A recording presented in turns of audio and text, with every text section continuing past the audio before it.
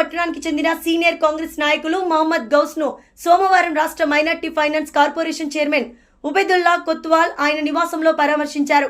మహమ్మద్ గౌస్ కు కిడ్నీకి సంబంధిత ఆపరేషన్ కావడంతో ఆయన ఇంటిలో విశ్రాంతి తీసుకుంటున్నారు. నాగర్ కర్నూల్ కి వచ్చిన ఉబైదుల్లా కొత్వాల్ గౌస్ ను పరామర్శించి యోగక్షేమాలను తెలుసుకున్నారు. ఆయనతో పాటు నాగర్ కర్నూల్ జిల్లా కాంగ్రెస్ మైనార్టీ సేల్ అధ్యక్షుడు హబీబ్ ఉర్-మహమ్మద్, కౌన్సిలర్ మహమ్మద్ నిజాం, ముస్లిం మైనార్టీ నాయకులు హబీబ్ ఖాన్, సాదిక్ పాషా, షేక్ మక్సూద్, మొహమ్మద్ నూర్ తదితరులు పాల్గొన్నారు. ప్రధానంగా ఈరోజు జరుగుతున్న దేశవ్యాప్త సార్వత్రిక ఎన్నికలు ఒక ప్రత్యేక పరిస్థితుల్లో ఈరోజు నడుపుతున్నాయి.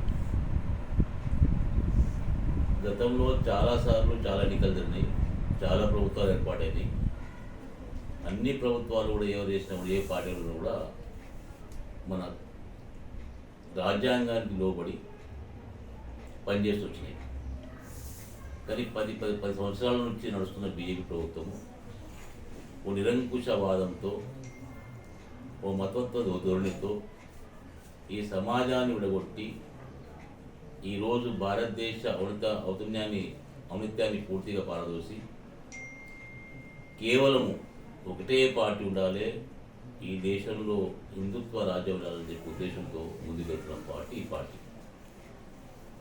అసలు 70 ఏళ్ల స్వాతంత్ర చరిత్రలో ఏ రోజు కూడా ఇటువంటి భావజాలం ఉన్న రాజకీయ పార్టీ కానీ నాయకులు కానీ మోదీ లాంటి నాయకులు కానీ ఎవరు కూడా భారతదేశంలో ఈరోజు పనిచేయలేదు.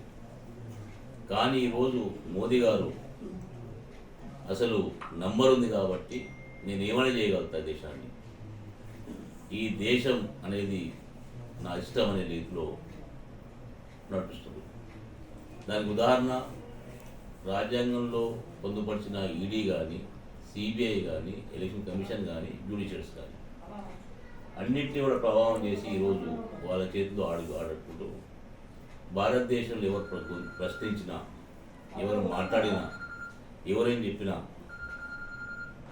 చెప్పినా దానికి సంబంధించి ఆ రోజు వాళ్ళకు జైల్లో పెట్టడము, కేసులు పెట్టడము, భయభ్రాంతులు చేసడము, ఆఖరికి ఒకవేళ వాళ్ళ పార్టీ ఇస్తే దాన్ని మాఫ్ చేయడం, ఆ లెవెల్లో పనిచేస్తుంది. ఇంకో దిక్కున్న కాంగ్రెస్ పార్టీ యావత్ ప్రపంచంలోనే అతిపెద్ద రాజకీయ పార్టీ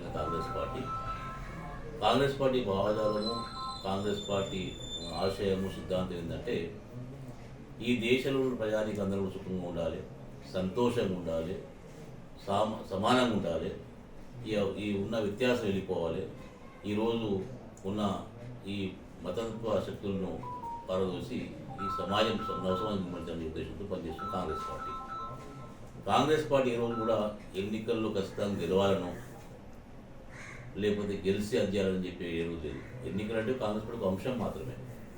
ఆ ఎన్నికల్లో ప్రజల ఇష్టం మేరకు వాటి ఓట్లు వేస్తే రాజ్యం వెళ్ళడము, వాళ్ళ ప్రకారం ప్రజల ఇష్టం ప్రకారంగా మనం రాజ్యం వెళ్ళడం అనేది కాంగ్రెస్ పార్టీ సంస్కృతి. ఈ మధ్యకాలంలో 10 ఏళ్ల మోదీ పాలనలో అసలు దేశాన్ని విభజించి, మతాన్ని విభజించి, కులాలను విభజించి ఈరోజున్న బడుగు బలహీన వర్గాలకు అందరూ విచ్చేసి ఉన్న పబ్లిక్ సెక్టార్ను కూడా అమ్మేసి ప్రైవేటీకరణ చేసి కేవలం కొంతమంది వృత్తాధిపతులను చేసుకుంటూ నడుస్తున్న తరుణంలో కాంగ్రెస్ పార్టీగా, అపోజిషన్ పార్టీగా పార్లమెంట్లో కానీ బయట కానీ నిరసన తెలిపినా కూడా లెక్క చేయకుండా చేసిన కార్యక్రమం చూసినాం. చివరకు రాహుల్ గాంధీ గారు అంతే, అసలు దేశం ఎక్కడో పోతుంది, దేశంలో సమానత్వం కొరవైంది, ఈ ఉద్దేశంతో శ్వాస తీర్చడం దాన్ని పూర్తిగా విఫలమైంది, అసలు ఈ దేశం విద్వేషం పెరిగే అవకాశం అని చెప్పి తెలుసుకొని భారత్ జోడో యాత్ర, న్యాయయాత్ర అని చెప్పి దాదాపు కశ్మీర్కి కన్యాకుమారి టు కశ్మీర్ చేసి మళ్ళీ మణిపూర్కి వెళ్ళి బాంబే వరకు 2 రోజులు చేసి ప్రజలు జాగృతి చేసే కార్యక్రమం చేసింది. దాని ప్రధాన ఉద్దేశం ఏంటంటే నఫరత్ చోడో ప్రేమ్ జోడో అనే కార్యక్రమం తీసుకొని, మొహబ్బత్ బాటో అనే కార్యక్రమం తీసుకొని ప్రజలు చైతన్యం చేసింది. అంటే కాంగ్రెస్ పార్టీ ఏ రోజు కూడా పవరే ముఖ్యం, మాకు ఏమని చేస్తాను కాదు, కనీసం దేశం బాగుపడితే బాగుండని చెప్పి ఉద్దేశంతో కాంగ్రెస్ పార్టీ పనిచేసింది. నేను ఈరోజు మీ ద్వారా తెలంగాణ సమాజానికి విజ్ఞప్తి చేస్తున్నా, ఈ ఎన్నికలు అంటే మామూలు ఎన్నికలు కావు, ఆషామాషి ఎన్నికలు కావు. ఈ ఎన్నికలు ప్రజాస్వామ్యానికి ఉన్న నేతృత్వానికి వ్యతిరేకంగా జరుగుతున్న ఎన్నికలు. ఈ ఎన్నికలు మోడీ బీజేపీకి తర్వాత ప్రజల మధ్య జరుగుతున్న ఎన్నికలు. ఈరోజు కాంగ్రెస్ పార్టీ బీజేపీ పార్టీకి పోటీ కాదు ఇది.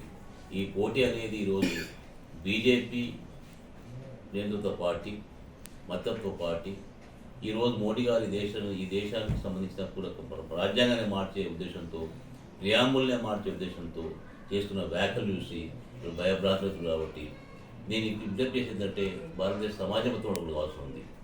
ఆల్ డెమోక్రట్స్, అభ్యుదయవాదులు, ఈ దేశాన్ని ప్రేమించే వాళ్ళు, ఈ రాజ్యాంగాన్ని ఈరోజు గౌరవించే వాళ్ళు, ఈరోజు రాజ్యాంగాల్లో ఉన్న జ్యుడిషియరీ కానీ, అడ్మినిస్ట్రేషన్ కానీ, జ్యుడిషియరీ కానీ, ఈ సంస్థలను గౌరవించే వాళ్ళు అందరూ కూడా ఏకమై ఈరోజు ఎన్నికల్లో పెద్ద ఎత్తున పాల్గొని ఈ మోడీ ప్రభుత్వాన్ని దించే అవసరం అని చెప్పి తెలుసుకుంటున్నాం.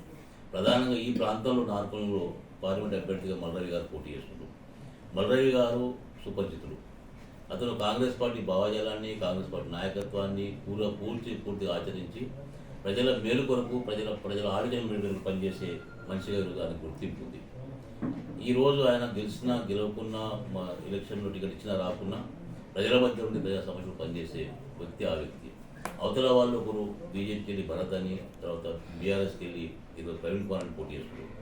ప్రవీణ్ కుమార్ అంటే వాళ్ళు అవకాశవాది వాళ్ళు బహుజన వాదాన్ని ముందు తీసుకొచ్చి ఆ బహుజన వాదంలో సక్సెస్ కాకుండా ఈరోజు మళ్ళీ నియంతగా ఉన్న కేసీఆర్ పార్టీలో కలిసి ఈరోజు ఆయన పోటీ చేస్తున్నారు. భరత్ అనే వ్యక్తి టీఆర్ఎస్ పార్టీలో వాళ్ళ నాయకత్వం వహించి ఓ ఎంపీగా జెడ్పీటీసీగా వాళ్ళ పాదయాత్ర పనిచేసుకుంటూ కేవలం ఎంపీ కానీ బీజేపీ మొత్తంతో పాటు చేయలేదు. అంటే వాళ్ళకంటూ ఒక భావజాలం లేదనమాట. మల్రవికి వాళ్ళ వ్యత్యాసం అదే. కాబట్టి నేను దాదాపు 30-35 ఏళ్ళకి వెళ్ళి ఆయనతో కలిసి పనిచేస్తున్నా, కలిసి నడుస్తున్నాం. అందరం కూడా ఉన్న వాళ్ళందరం కూడా దాదాపు మల్రవి గారితో కలిసి పనిచేస్తున్నాం పార్టీలో.